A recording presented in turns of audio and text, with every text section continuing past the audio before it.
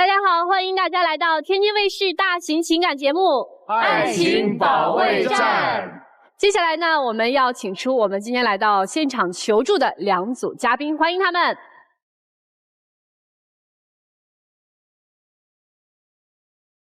首先要疗愈的是本期第1对情感嘉宾彭先生，44岁，来自吉林；个体岳女士，39岁，来自北京，导游。他们究竟遇到了怎样的情感困惑？你们俩的感情现在存在什么分歧？我着急有个完整的婚姻，完整的家庭，但是他结过婚，对婚姻完全提不起兴趣。我现在兜里钱少，不自信，我想先挣够了钱，再看结不结婚。你最想吐槽对方什么？他觉得我特别好糊弄，还把我当工具人，对我不走心，还让我没有安全感。他特别霸道，还爱攀比，特别自私，从来不为我着想。你们吐槽对方都吐槽的这么真实吗？真的是这样，老师，因为我就感觉吧，他就不是真心实意想跟我长远的走下去。你们2个人都是结过婚的吗？没有，我没结过婚。怎么认识的？朋友介绍，相亲认识的。男生追的女生？不是，是我追的他，因为觉得他比较帅嘛。你咋追的他？你能跟我们举几个例子吗？就是比如说经常关心他呀，因为我知道他平常工作忙，压力大，然后就是给他疏导他，就是让他，比如说别人有太多压力，给他讲一些轻松的事情，提供情绪价值。对，因为我是被那个亲朋好友公认为特别能给人提供情绪价值的一个人。哎呦，你这么能提供情绪价值，他怎么说你霸道爱攀比啊？不懂事儿？老师，这不像是能够这样的人，是因为他的很多的行为导致了我变成了现在的这个样子。我们认识的时候吧，他跟我说他是有一个稳定的国企工作，做通讯工程的，然后闲暇时间呢跟朋友一起卖奢侈品什么的。女孩子就想要个稳定嘛，也想着长期跟他发展下去。但是呢，我们俩也就是相处了没多长时间，我就发现他其实是骗我的。他所谓的那个国企工作早就已经办了停薪留职了。那个不是骗，他是企业有了问题，我们这一组的人都在办理这个停薪留职。那可以直接说嘛，我就觉得这么点小事，为什么不可以大大方方说出来？我也认为这是小事，所以就先不用说嘛。他的身份还是国企，但是你应该说下一句：我是国企的员工，但现在停薪留职。但是没有说，因为您知道怎么吗？我就觉得吧，他接触那个奢侈品，接触很多都是年轻漂亮女孩子。哦，你没有安全感是吗？是的，是的。那你当时找他，看上他帅，他不就本来就是这样的人，不就盯着的人多吗？不是，因为当时也觉得他不仅说长得帅吧，然后成熟稳重，也比我大几岁嘛。因为我从小就喜欢那种年龄比我稍微长一些的。然后我们在一起吧，我就觉得他特别糊弄我。就比如说一到什么节假日吧，他就会把那个什么店里收上来的那种二手的钱包什么的哈，然后作为礼物。就因为我也了解过，在这个奢侈品行业里面，钱包是价值最低的。但是我对他呢就从来不糊弄。我们交往了没多长时间吧，我就看他那个包稍微有些旧了，然后我去商场花了大几千给他买一公文包，我还跟他半开玩笑，我说你看我对你是真心实意，特别重视，给你买的是全新的商场那个包，你就不要再把那个收上来的那种钱包啊什么的再给我拿过来了。但他还拿。在这方面就是能体现出他这个攀比啊。这跟谁攀比了呀？是这样的，因为我本身我做这个行业的，我在我自己的店里拿这些商品来送给他，我也是需要花钱的。我只是在这个店里工作，我也是需要花钱的。因为什么呀，老师？有一次他那个做这个奢侈品，不是和一个合伙人嘛？我们有一次吃饭，他那个合伙人呢也把那个对象给带来了，人家对象收到的礼物永远都是商场全新的，他就整天把那个旧的东西，这攀比就体现出来。人家做多少年了，人家自己我还没结过婚，他还结过婚，我的条件根本就和人家没法比。您那钱包多少钱？钱包1800块钱，还有小几千的，其实也不便宜。对，我并不是说一定要那么贵的东西，你可以送个别的东西，哪怕你送一支口红了。但是他就觉得我好糊弄，整天从店里随便拿个包。你觉得他从他店里拿的这些东西没有花心思， 对吧？刚才小片里面你还提到说他把你当工具人，是什么意思？是的，我是做导游工作的，有时候去日韩，他有一个女客户，那个女客户呢，经常让我帮忙带一些什么护肤品啊、化妆品啊，从国外免税店。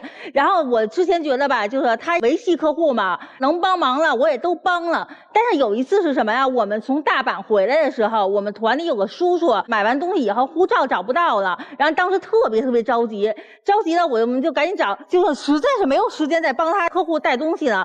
就在这样的情况下，我也没有说不了了之，我还是给他打了个电话。哎，没想到吧，他就当时在电话里就跟我急了。这个事儿，我就觉得他就觉得重视女客户比重视我多。因为我之前答应人家了，我是这么考虑，我感觉他不应该在返程的时候来帮我做这件事，他应该在飞机落地的时候，那样时间落地的时候有免税店吗？只有回来的时候才有免税店。这件事情出现了以后呢，我感觉到他这个存在一些故意的。您有点小人之心了，因为他是一个资深导游，他知道什么时候方便买。但是有一点，你刚才说他把你当工具人，我们他就老让我帮他带东西。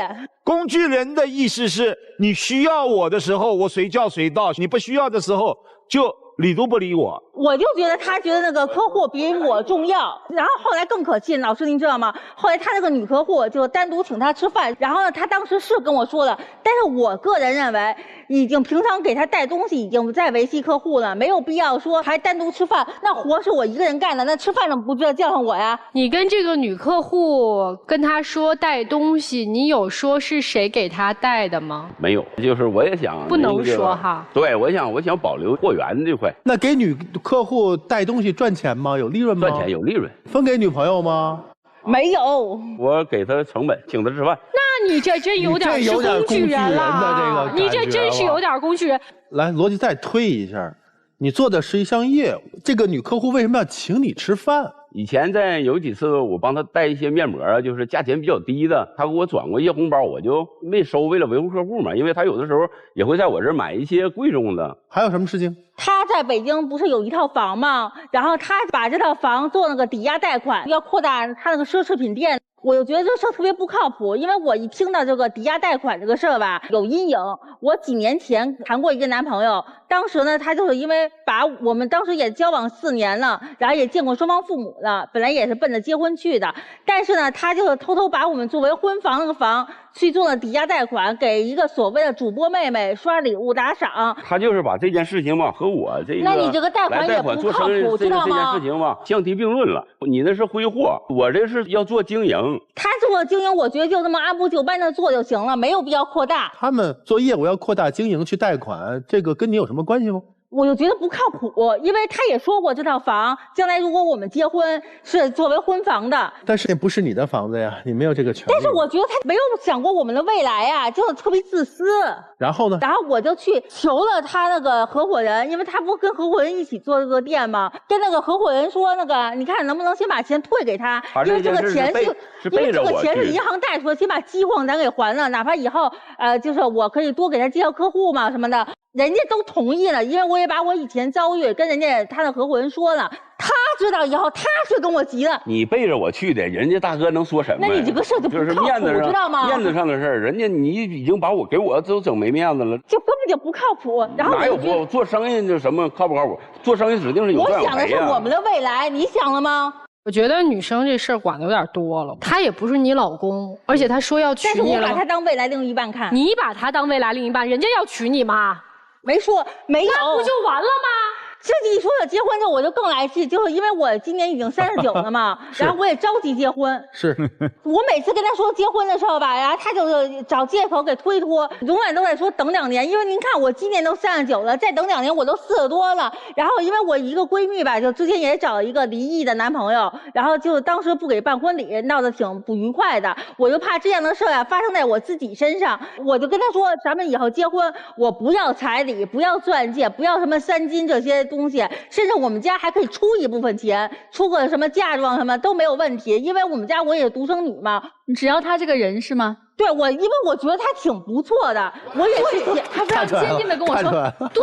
但是他偏偏不给你的就是他的人。对，然后他后来更可气，如果我着急结婚的话哈，就让我也出一部分钱，他也出一部分钱。因为我现在手头没有。那我也没有说大操大办，办得多奢华，我就说穿个婚纱，因为我觉得那种女孩子们都要仪式感。我离过一次婚，因为我认为这个结婚的这种仪式感重要性也不太强。现在去花那笔钱也算过度消费。怎么过度消费？我就想体验一下，我有错吗？来，先生，我问你，那你第一次婚姻办婚礼了吗？办过。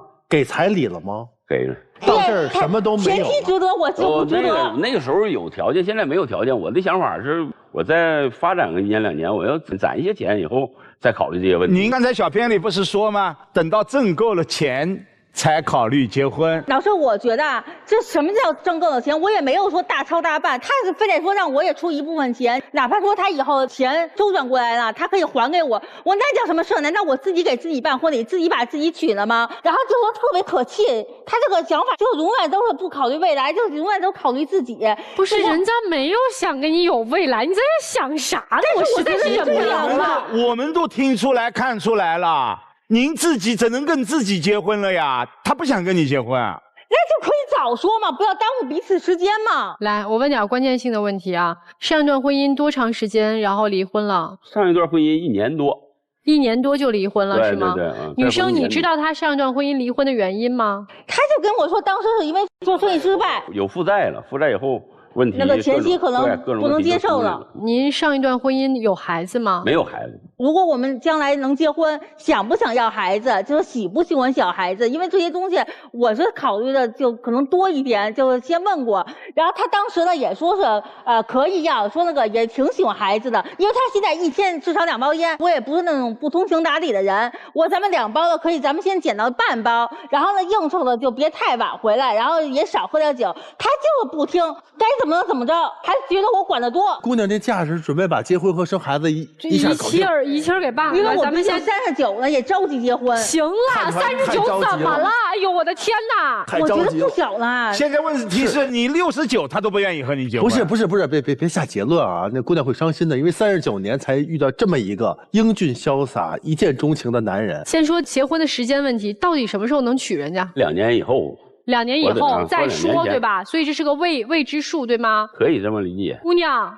你听清楚了啊！人家说2年以后还是个未知数，孩子的问题是一定要等到先把结婚的问题落实了，我们再去考虑孩子的问题。他还说什么？说让我去医院看看，说因为我毕竟39了，说问问医生，我现在身体状况适合不适合要孩子？姑娘，咱听话得听音儿。我知道你久旱逢甘雨啊，这种感觉我了解哈。但是咱不能就在自己的世界里头。那如果没想有个未来，就应该早说嘛。不，稍等，我倒同意啊，我同意你就先去规划，比如什么时候结婚，我们要不要孩子，我们得达成一致，这个没有问题。但是咱得充分沟通，好不好？最后一个问题啊，你们2个人这个往婚姻考虑，有没有见过双方父母？见过。你说见父母啊，我是更不来气了。哎呦我的天呀！因为我平常工作忙，有时候一出去可能得出去个10天半个月，然后我就说，就是我出去长时间，你要有空的话呢，你就去帮我照看我父母。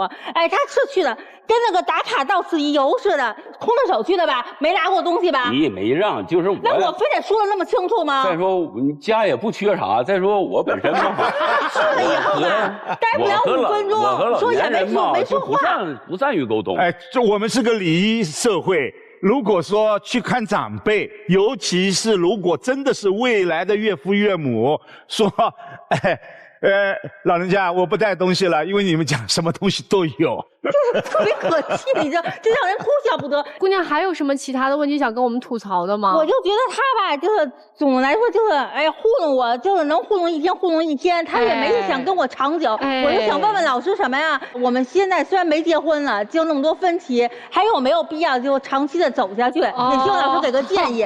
姑娘，谢谢老师。没事，先别表示感谢，就是你真听我们的吗？真听啊，好嘞，听就行。这是姑娘的想法。那男士，您今天啥想法呢？我的想法就是，我感觉这几点如果还一直发生冲突，我认为要是在一起的必要性也不大。你看看，他就是没有把我就对呀，就是这样呀，你才知道吗？来吧。我们先问问今天同样来求助的2位嘉宾侯先生和刘女士，你们听完他们2个人的事儿有啥想法？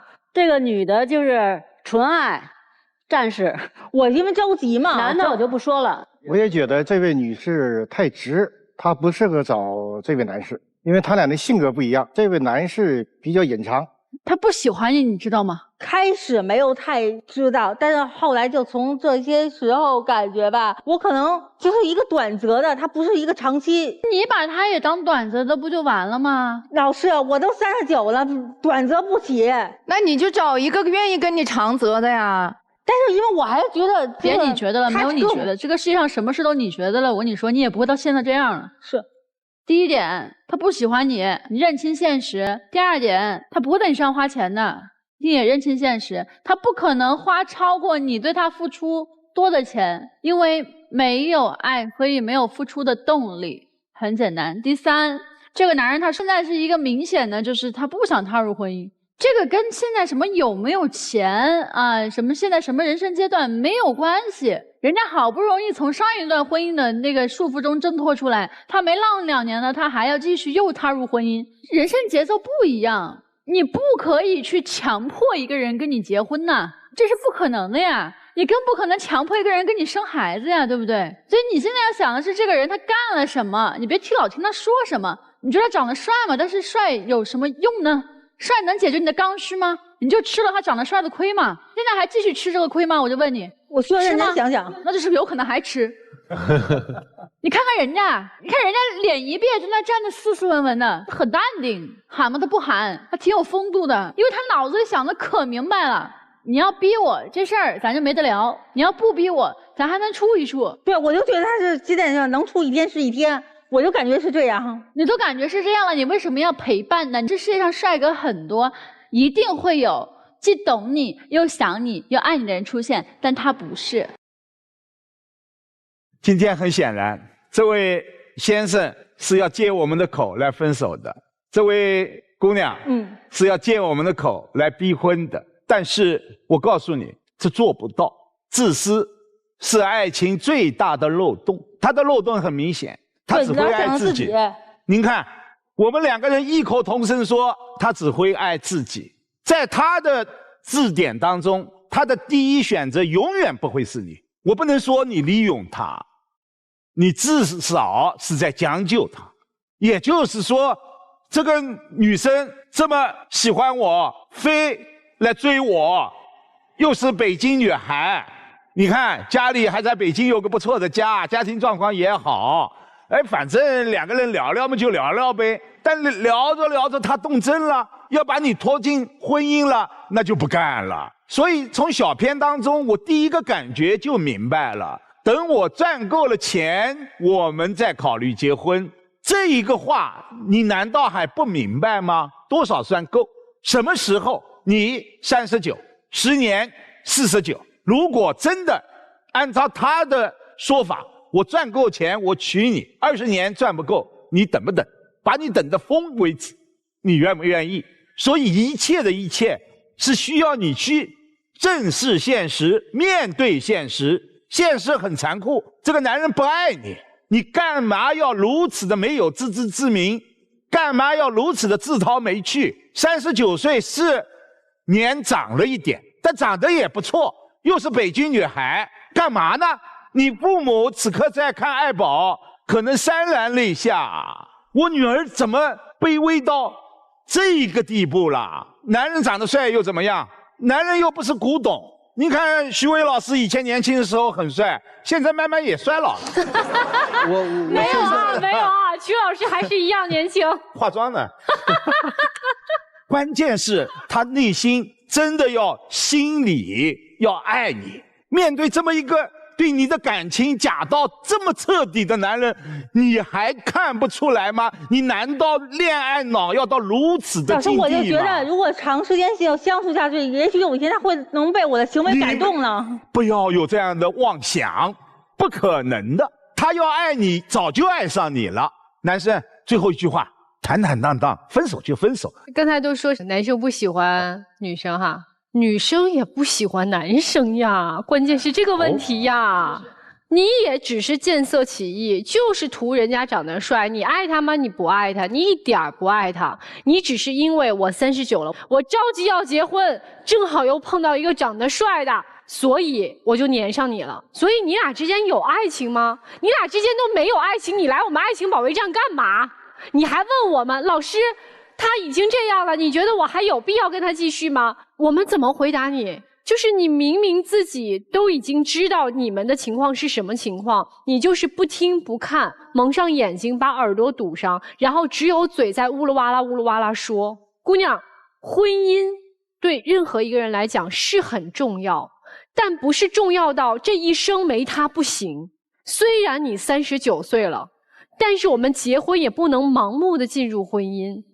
婚姻的本质是两个陌生的人，他们没有血缘关系，却胜似有血缘关系。他们要一起送走年迈的父母，一起迎来未出生的孩子，一起伴着孩子长大，最后两个人是相互搀扶着走向墓地的。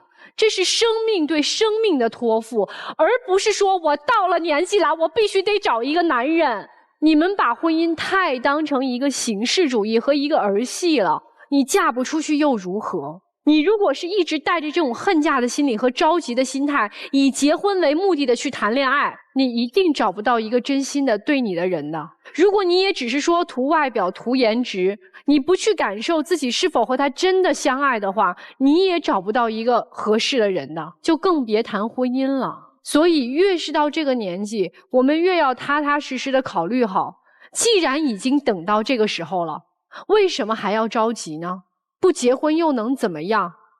你的人生是有缺憾，但不至于让你的人生受到无比大的伤害呀。我宁愿有缺憾，我也不要受到伤害和折磨啊！为什么要让一个男人如此瞧不起我，如此轻贱我？我说的再直白一点，他和你在一起图什么呀？你图他的颜值，他图你的北京户口，完了。女生，我非常严肃的和你说一句话，爱要爱得有尊严，不要这么那个字我不说你也明白。谢老师，我觉得他俩真的是跟爱情也没有什么关系。为什么没有关系呢？是因为从头到尾这个男生没有给他任何回馈。男生做的这几件事儿让女生给他带东西，自己谋取利益，还有他的前妻是有彩礼是吧？他说你没有，他说他现在没钱，你能受了吗？为什么要这么没有尊严呢？他不是不知道，他也不是没有，他是不想给你。还有就是看长辈长辈哪怕你拎一兜水果去你家门，我相信你父亲也会开心的。他也不是不知道，他也不是不懂，他也不是不会，是不想对你，也不希望老人把他看成一个女婿。女孩一个女生你怎么就这么自作多情呢？你觉得他帅，反反复复说他帅，你多大了？你39了，难道一个男人就光靠一张脸吗？他没有责任，没有担当，没有对你的感觉都没有，没有保护，没有温暖，你可以接受吗？我觉得他从来都没有为将来考虑过一点。但是你可笑在哪儿啊？哎呀，他又抽烟又怎么将来孩子怎么，人家根本1、2都没有考虑，你考虑4、5、6、7、8、9、10，你觉得你是可笑吗？你为什么要成为一个大家的笑柄呢？是不是？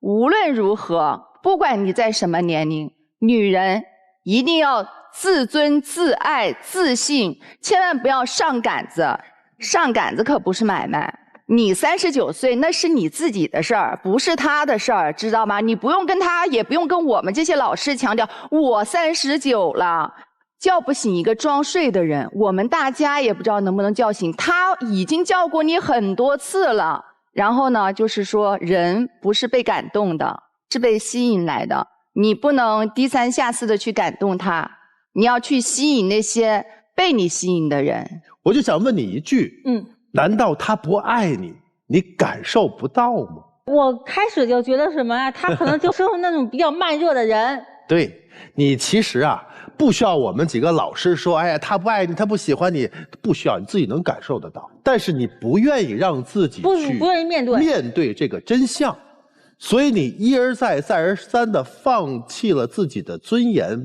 摆低了自己的位置，然后去追他，去投入他，试图去感动他。你投入的东西不少你的时间、你的精力、你的金钱，还有你的父母，都被你当成了筹码投入了进去。所以说你付出了所有，包括你的工作，对吧？你所有的这些资源全为他所用，你试图说我这么奋不顾身的爱一次，就你以前应该没有这样的感情，没有投入我一次可以了。就拿文老师的话说，值了。我们每个人都有一个梦，对，我们都愿意去追它。不追之前，我们就是觉得，我不追我会遗憾。我追过了，试过了，不是我的，我们俩不合适，我不留遗憾，对不对？你已经倾其你所有了，没有什么遗憾了，好吗？接下来就该清醒了，就该回归现实了。真相就是几位老师说的，所以说我们不能跟自己谈恋爱，不能感动自己。我们接下来赶紧抽身而出，因为毕竟咱们岁数也不小了。是，我们把的精力啊，把未来的期许，所有的自己的优点，全都给到后面的人，因为你不结束这个，后面人不会来。这是一辆车，对吧？他不下去，别人上不来，好不好？男生不说你什么其他的，就你们俩这状态呀，你很松弛，他没有，他很紧，因为他很看重，你不在乎。我们不爱一个人，我们不能强迫，也不是你的错，不是错，但是我们做人要善良一些，好吗？我不管你因为什么跟他不说再见，还是我们在利用他，甭管是他的工作，还是他能给你未来什么样的帮助，不知道。但是我们至少我们要对得起良心。一个对你100%投入的女孩，你就忍心这么对待她吗？我们摸摸自己良心。所以说，如果不爱，请别伤害，赶紧走，好吗？谢谢老师们，谢谢曲老师。这是您的北京大哥，他说的话您要听的。我特别理解你陷入到爱情那种感觉啊，特别好，特别好。我们投入过、追过了就可以了嘛。谢谢老师。对，来吧，坐那儿想想老师们说的话，我们交换一下位置。谢谢老师们。大哥大姐来吧。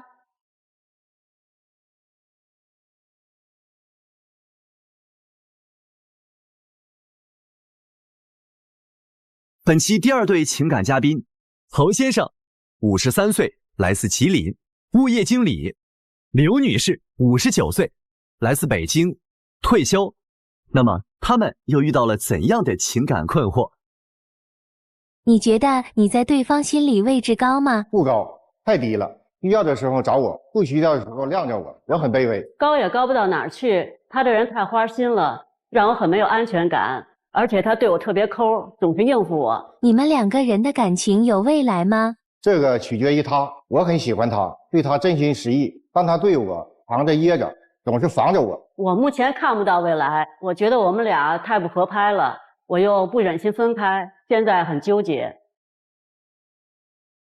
哎呦，这还问题不少呢。先说说您2位现在的关系是恋人对吗？对，谈恋爱。然后之前是各自有过一段婚姻吗？对。那你们之前的婚姻有孩子吗？我没有。我有孩子，24岁。结婚了吗？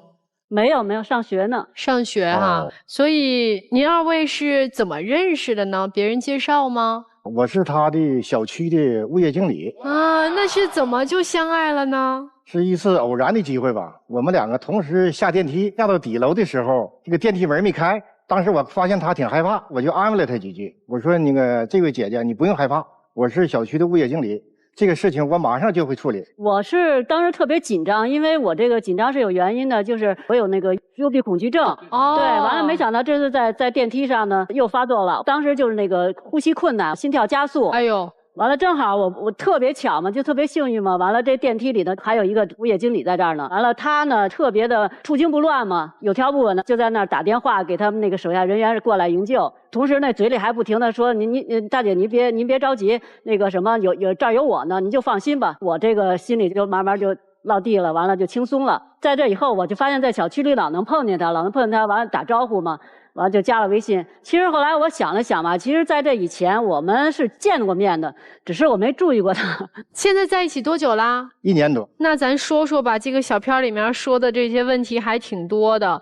女生说男士花心，老海王。开始的时候我就觉得他这人特别的老实淳朴，又挺爱关心人的，挺有安全感的。后来接触一段时间，我就发现吧，有那个业主群嘛，因为我很少去看嘛，我也家也没什么特别多问题，我就没有怎么上过。后来认识他以后，我就开始上那业主群，我发现他老跟那些女业主啊，互相的那个嘘寒问暖啦，老是在这儿没话找话，老是这个那个老说着。尤其是那个小区里也有些像我一样有单身的、离婚的嘛女业主。他就一趟一趟，不管是有没有事儿了，就往人家里跑。他是工作呀，因为他是物业经理，人家家里水电坏了，方方面面他需要去管呀。但关键是为什么总是那个单身离异的女业主家里出事？对呀，他就过分了。这个是说你要忽略的话，还有一个更重要的是让我发现的就是，这不是女业主有的那个朋友圈嘛？我就在翻朋友圈时发现一个女业主，也是我一姐妹嘛。完了，我发现她在人家家里头，那也是单身啊。他在人家家里头，在那儿晚上有吃有喝的，推杯换盏的，谈笑风生的在那儿闹腾。哇，烛光晚餐。对，因为当时吧，这个业主呢，他打电话到我们物业前台，说他的家的水管漏水了。但是我们那个工程部的人员呢和其他人员现在人员不够，都在忙其他的活，所以说没有人的情况下，我就亲自上。到这个女业主家的时候，我一看我认识，是我们一个老乡，而以前我们关系就挺好。就这样呢，我就看了一下他那个水管，因为我们那个也是5、6点钟嘛，也是快下班的时间。我们的老乡说了，我那个正好剁的馅儿，酸菜馅儿，我们东北是酸菜馅儿饺子，我们东北人的最爱嘛。他说我的那个包了不少，我非常喜欢吃，我也知道你东北人肯定也爱吃。就这样吧，我说我也吃不了，您就留下吧。视频是谁拍的？啊，他拍的。刚才刘女士说到说您是一位老海王，对此您有什么回复吗？这个我不认可，我认为这个有点太过分了。那他觉得你总是关心那些单身的女业主，这个您回复一下。因为不是单身的女业主，她有男人在身边，有人照顾的，有些活啥她可以干。有些单身的，她有的她做不了，你说她求助谁？只能找物业。物业，我的理解是这样啊，就像我们家东西坏了啊，都是工程部的人来。对呀，物业经理也不会来我家给我怎么着的。但是我们工程部的工程的人以前也不够用。我们只会让等，因为专业的人干专业的事儿，物业经理他干不了。我知道，但是我如果处理不了的话，我就会通知工程部的人，我说你忙完这个事儿以后，马上把这个事儿给我处理了。我问一个问题，你可以不回答。和这位大姐恋爱之前，您和业主恋爱过吗？没有。有没有女业主对您有意思的？啊，那有。和您共进晚餐的这位女业主，对您有没有意思？没有，因为我们是老乡，而且还是一个城市。他觉得没有，人家是很欣喜的发视频。我也问过那个女的，我说那个视频的事儿，完了那女的就很高兴说：“你看大哥上我们家来吃饭来了，你不知道啊？”这事儿我们不讨论了啊，都有各自的看法，我们先放在这儿，待会儿每个老师说各自的想法和意见啊。说完他这个花心之后，您还说他特别抠。就是我们俩交往以后呢，出去逛街呀、吃饭呀，每回都是我花钱。我也不是没请过你，情人节我就请了。就说说这情人节这事儿，就今年情人节嘛，他说要请我吃饭，我当时就很惊喜啊，就特别诧异嘛，因为从来没有说请过我。出来以后，他直接就拉我拐弯就去到那个沙县小吃去了，给我点了一个那个葱油拌面，几块钱嘛。后来我就觉得不高兴嘛，后来我就想较一下劲嘛，我说我还没吃饱呢，我说你再给我点一个那个荷叶蒸饺，他就说不行。他想再加一个蒸饺不行，如果再来一份蒸饺的话，肯定吃不了，肯定得剩。我这种人就是比较那个节省，也是跟小时候家庭环境也有关系，也跟年代也有关系。他只是对你抠，还除了你之外，他可能对别人都很大方。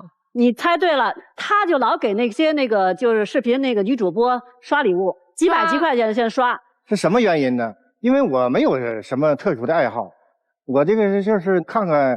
视频什么的，再就是看看新闻什么的。我当时那天看视频的时候吧，就发现这个女主播，她说她的经历的时候非常惨。当时我挺感动，啊，我还哭，我还掉眼泪了，我还哭了。她还带个孩子。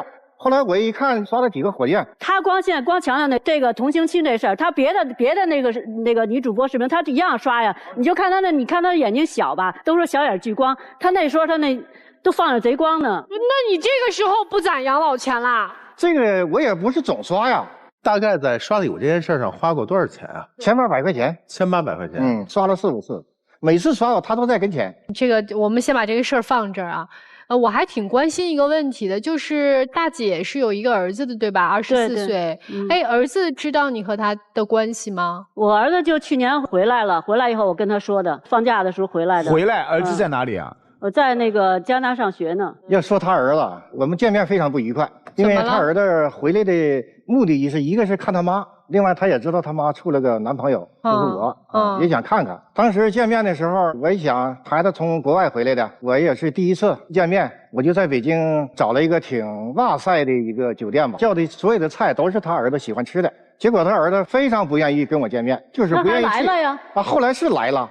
来了非常不高兴啊！来了以后进屋的时候，我跟他主动出去跟他握手，他没有理我，而且在吃饭的时候，我主动跟他说话，他没有跟我交流的意思，不打我这腔。过后我跟他解释了，就是头一天呢，他那个学校的给他发了一个通知呢，说他有一科挂科了，他就心情也不太好。我就说了以后，他也来了。是不是还有一点看不起他？有，我认为有。他认为有，我觉得没那么严重吧。所以你觉得这次见面特别不愉快哈？非常不愉快，而且更不愉快的还有一个啥呀？他在北京有个房产。我当时跟他处朋友的时候嘛，我就跟他说了，我说我不图你北京的这个房产，这是你的房产，这是你儿子的房产，跟我没有关系。但是他儿子这次回来以后呢，他把他这个房产过户到他儿子的名下了，而且还告诉我了，这个让我非常不爽。我认为这是对我的侮辱。我觉得因为我是尊重他，我才跟他说的，我这个权利这是我自己的，我愿意给谁是给谁。而且我孩子这个马上毕业了，他说想也可能有考虑说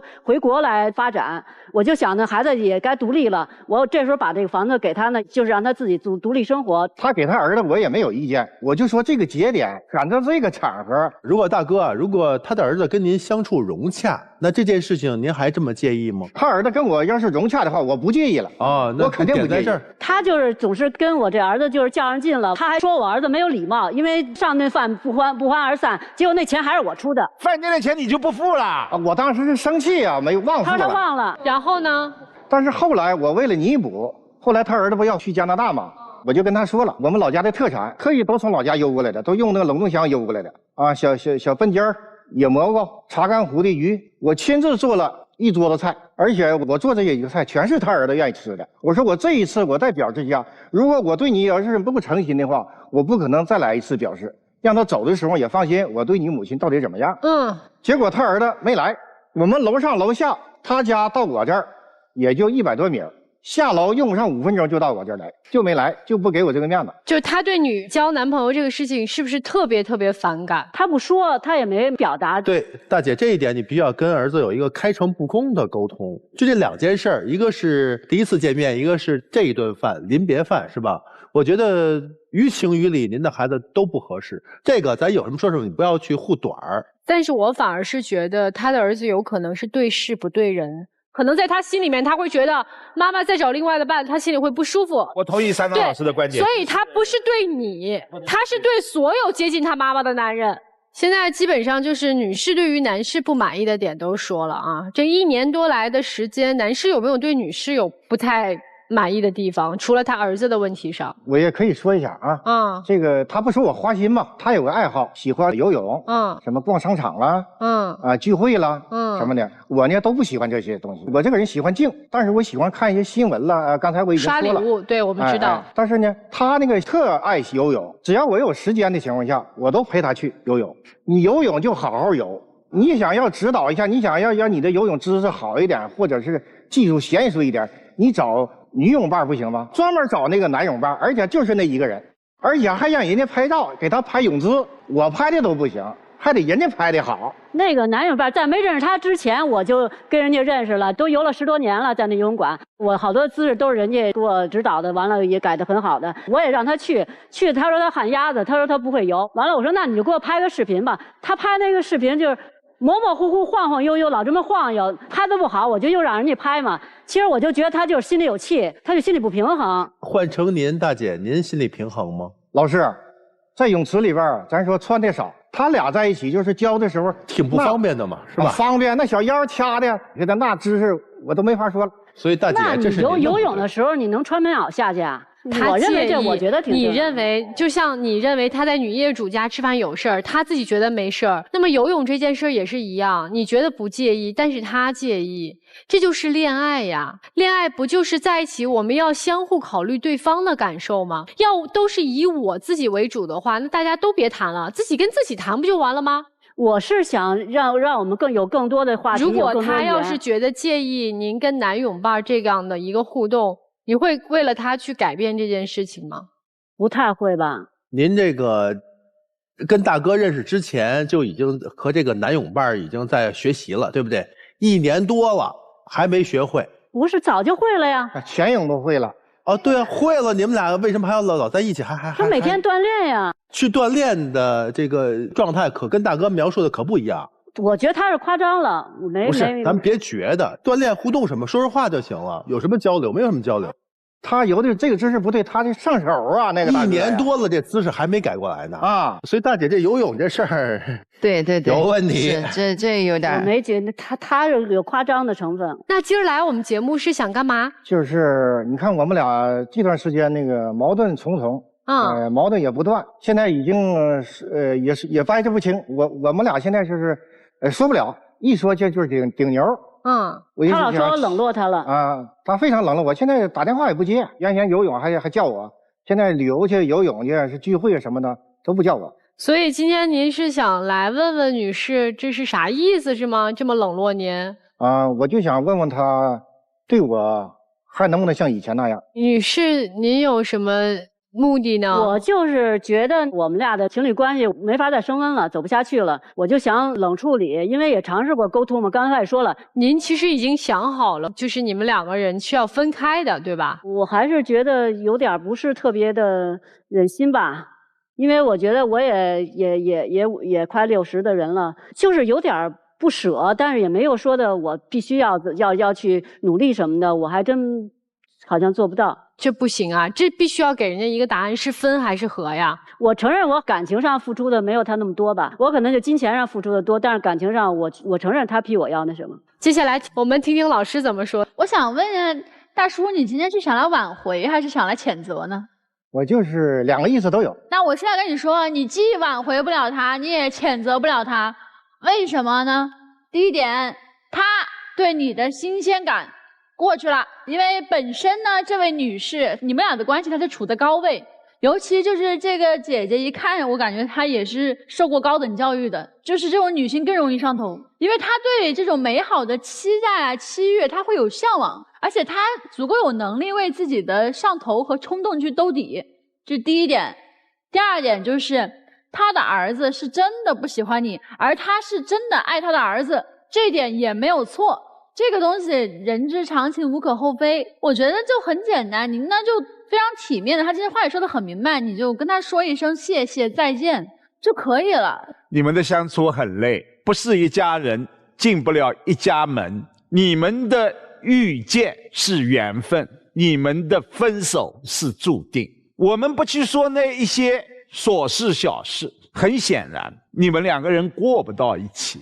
人的性格可以有差异，爱好可以有不同，但在恋爱当中，3观很重要，认知、感悟、解读方向，你们都合不了拍。你们2个人很显然似乎是2个世界的人，尤其是都已经50多岁，大姐将近60，这个年龄的人面对这样的一些理解、认知的差异，并不是我们通过努力他就可以去和解的。为什么？他已经定型了。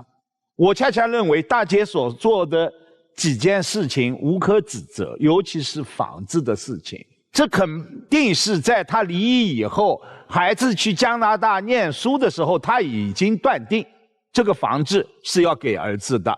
他并不是说刻意选择在你们2个人恋爱的过程当中去过户了自己的房子。有没有一点隐忧？有的。万一2个人感情加温了，走进婚姻了，那这套房子一定要在走进婚姻之前切割。这个是一个母亲对孩子的爱，我们可以不理解，但要尊重。大哥，当然我也明白你并不是看中他的这一套房子，但是您说句实话，心中没有一点感觉，我不相信。因为他有北京户口，还有北京的房子。如果我们2个人真的走进婚姻，生活在一起，这就是保障。大哥如果这样想，正常，因为你们2个人是真心的在恋爱。但我还是这句话，走下去很难、很苦、很累，就像一双不合适的鞋套在了你们的恋爱上，每走一步，接下来都会痛苦。因为大姐对你的以前有的那一点激情荡然无存了，这是她的善良，不想伤害你的自尊、内心、面子，所以今天来得很好。都是成年人，该说破就说破吧。大姐，你说是不是？对，我就说以后，我就觉得就是不要让他就是伤害到他，完了别记恨这事儿。大哥没有这么脆弱，大哥是物业经理，您放心，水电都能做，怕什么？是吧？分就分了呗。我就说2点，第一点，我觉得不管是年轻人的恋爱，还是中年人的恋爱，还是老年人的恋爱，我们都要遵循一个原则，就是真诚。因为如果连恋爱这件事情我们都不能敞开心扉和不真诚的话，那人生还有什么事情能真诚呢？你们在恋爱的过程当中都各自有各自的隐私空间和自由度，这个是没问题的。但是既然选择和一个人共同前行，那么就势必要放弃其他的曾经同行的那些人。我们不能因为说，我们俩反正近期也没有什么结婚的打算，都这把年纪了，就是大家只要在一起开心就好了。那如果是这样的话，你们完全可以不用确立恋爱关系。因为既然是恋爱，如果是爱的话，我们一定是以对方的感受为这件事情的衡量标准。比如说男女之间什么叫越界？越界不是说您定义或者他定义，越界是我们的另外一半，他来定义这个行为，他觉得是否越界。这是第一点。第二点，刘女士一直在说，因为毕竟我也舍不得。您的这个话很暧昧，什么意思呢？分开我觉得有点可惜，因为此时此刻可能分开我自己会难受。不分开吧，我觉得我们两个人又没有什么进展的空间了，那么我就慢慢冷淡。可是这对他来说，你需要我的时候喊我一声，你不需要我的时候人都不见了。我觉得不管怎么样，我们要本着对其负责任的，对恋爱负责任，对另外一个人负责任的态度，谈就认认真真的谈，分就彻彻底底的分。成年人最大的伤害是，我明明已经不爱你了，却还不跟你说分手。至于儿子的问题，我觉得您确实要好好跟儿子沟通一下。至于儿子到底是对人不对事，还是对事不对人，你心里是明镜一样。所以呢，可能您不太愿意说，没关系。但是如果儿子是对事不对人，反而通过这件事儿，我觉得正好是一个契机，可以跟儿子敞开心扉，好好聊一聊。对于妈妈未来的生活，你有什么样的建议和想法？因为毕竟有一天他也会成家立业，到那个时候，如果他再出来阻拦您的话，或者说他有什么其他的想法，您未来如果真的再遇到一个特别合适的人，那也是一个难过的关和坎儿。我这番言论只代表我自己的个人意见，不一定对。我觉得有些事情吧，真的是看似一件小事，但是实际上它能够看透很多事情。很多事情呢是恨不在大小，在于伤心。对，就是这位男士，他以养老的名义，以养老的理由极度小气，小气到让我挺发指的，真的挺不可思议的。这女方花钱你不会计较什么，你也没算过，然后你算得清清楚楚的是一个特殊的日子带她去吃了一碗沙县小吃，6块钱的蒸饺为小，但是折射出来的你对这个女人到底上不上心，你对这个女人到底有几分，你有多么小气。在这种情况下，说你节省吧，你给人家女主播，哎呀，又擦眼抹泪的，然后还要给人家刷上千的礼物，让你这么上头的是什么？让你这么澎湃的感情是什么？比这个女人还要重要吗？这是没有分寸感啊！然后去帮人家女户主，然后还要留下来。男人和女人是不可以单独留下来去喝酒的，知道吗？很容易出事的。还有就是儿子的事情哈，儿子可能对你这样的态度是他的儿子的不对，他可能也没有教，但是你没有试图缓和和这个儿子之间的关系，因为什么呢？你也没想缓和，你连账都没结，是不是？还有就是房产的那个事情啊，就是他告诉你是他告诉你，但你真的没有知情权，你又凭什么要计较呢？你说我不介意啊，我也不介意，我是谁呀？我为什么要介意啊？你这句话就轮不到你说，这是我最开始对你的想法。然后对于这位女士啊，我突然一下感觉180度的转变。我突然觉得你俩还是有可以相处下去的地方。就是他说你跟那个有媳妇儿的男士穿的泳装，对吧？两人还搂着腰，1年还没学会，又拍照又没干嘛。我当时一下就秒懂了，真的是不是一家人不进一家门，我嗅到了别的味道。所以接下来是我的想法，我的意见，就你俩千万不要分手，好好处，特别般配，特别好。这心理学有一个现象叫吊桥效应，说的是什么呢？就说当一个人啊在经历刺激和紧张，比如说过吊桥的这种场景的时候，他的心跳会加速。如果此时边上有一位异性在，他就会有一个投射，哎，我的心跳的加速这种生理的反应啊，是这个男士吸引力、浪漫吸引我导致的。再加上如果此时你遇到的一个困难，他给予了你帮助和依靠、踏实，这种极大的一个反差，使你感觉到我爱上这个人了，这个人会给我安全感，因此才有接下来的这些你们之间的1年多的相处。但实际上在我的理解啊，大姐，你并没有做好再婚的准备。如果你做好了再婚的准备，你做的非常重要的一件事情是什么？先和孩子充分的沟通。这次的见面，你的男朋友和孩子见面，你一定非常重视，你做足了铺垫，以确保这次见面是开心愉快的。但你好像并没有。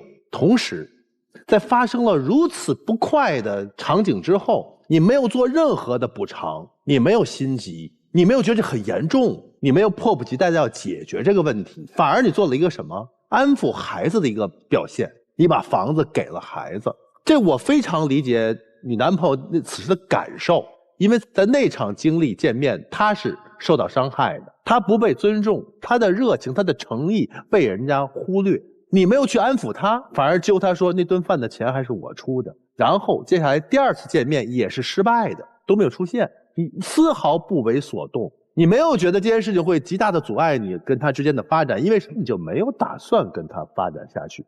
你们的开始就是一个误解，一个美丽的误解，所以你们俩可能就应该分开了。因为您追求您的生活的状态不是他向往的状态，您去旅游，您去健身游泳，您极大的这种状态外显出来就是跟他完全不是一类人。您是在享受生活，甚至你在享受想去谈一份恋爱，但他不是，他是过日子，他给不了你想要的，分手吧。那么接下来时间留给你们2组嘉宾，请你们回到我们的门后，好好想一想你们接下来如何选择，好吗？谢谢你们来到爱情保卫战的舞台，谢谢你们。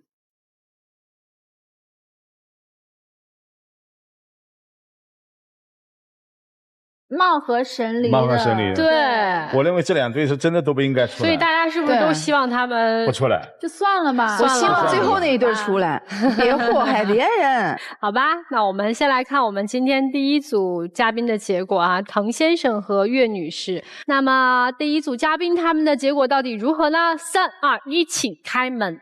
别出来，别出来，别出来，别出来，别出来，没了。哦，好。我觉得外表永远可能只是一个加分项，对，是。我们老说始于颜值，始于颜值嘛，忠于才华，对，忠于才华。最后真的一定是才华、人品，对，人品。吸引的永远都是内在的那个东西。所以现在分手是个好事情，对，是好事。也要提醒大家，我们节目组唯一的官方报名热线是0223606301，有情感困惑的朋友可以打电话报名。记着，我们不收取任何的报名费，小心被骗。我们揭晓第2组侯先生和刘女士的结果。3、2、1，请开门。啊，有，没有，没有吧？没有，好，哦，好。爱情是折磨人的，但是就我希望他俩出来，但是你那个希望也是反的。对，就是他们2个人真的合不来。没错，这真的是两种人。没错，我觉得爱情最重要的就是一个是真诚，还有一个就是我们不能目的性太强，否则的话你真的没有办法遇到那个合适的人。好啦，这就是我们这一期的爱情保卫战，我们下期再见啦。